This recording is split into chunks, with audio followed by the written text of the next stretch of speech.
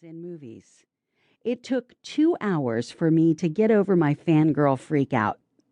Maddie had gone through the standard celebrity training, 4 days at a track in the high desert north of LA. But she wanted more instruction, feedback, and support. Since then, we'd met at different go-kart facilities to work on breaking points and lines, and I'd prepped her as well as I could for driving the Long Beach track. But nothing compared to being out on the pavement, and part of my job was to help her make sense of her impressions. I watched her handle the crush of fans and media, marveling that she didn't ignore anyone. I understood firsthand how a crowd of media and fans could press in on a person, and I'd only endured it briefly at a racetrack. Away from the track, I was virtually invisible.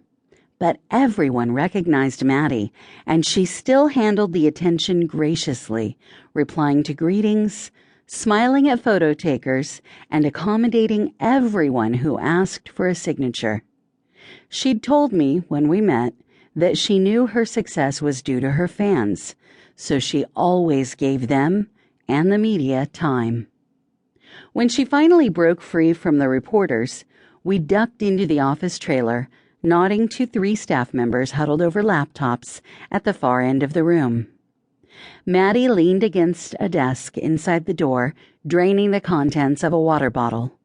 She was 33, with a slender build, an expressive face, and bouncy, wavy auburn hair half the world coveted. I eyed the flush in her cheeks. How was it? Nearly as much fun as sex. I laughed. Did anything trip you up? Was the track what you expected? Since the Long Beach Grand Prix track was comprised of city streets, which had to be closed to traffic, it was only available during media day and the race weekend. The stands, barricades, and fencing lining the course would remain, but the walls shutting down public roads would be moved aside any minute now to be set in place again a week from Thursday when the race weekend began.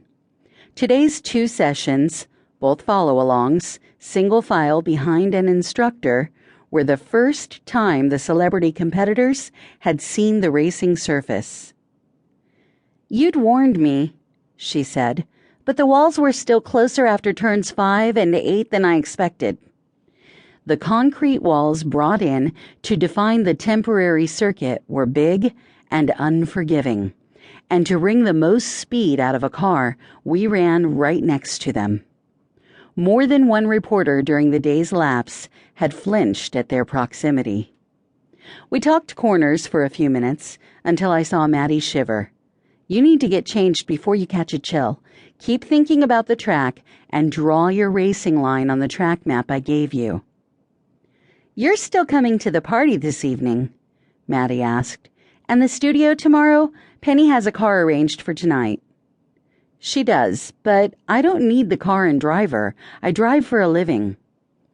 "It's easier. You can drink what you like, enjoy yourself, and not be unsafe driving home. Plus, parking in the hills is a bitch." She put a hand on my arm. "For all you're helping me, it's the least I can do. Besides, this way I won't worry about you." I gave in. "What do I wear tonight? I've never been to a party in Hollywood." "Anything you want, Kate. You'll see ripped jeans and sequins, sometimes on the same person." She smiled. "I'll see you later." I followed her out of the trailer and watched her purposeful stride through the fenced area, her ever-present personal assistant, Penny, next to her. The fenced-off parking lot was rapidly draining of vehicles as the celebrity race staff took the Toyotas back to their staging area. My work was done. I collected my belongings from the lone IndyCar trailer, waving at one of the IndyCar Series executives as he passed.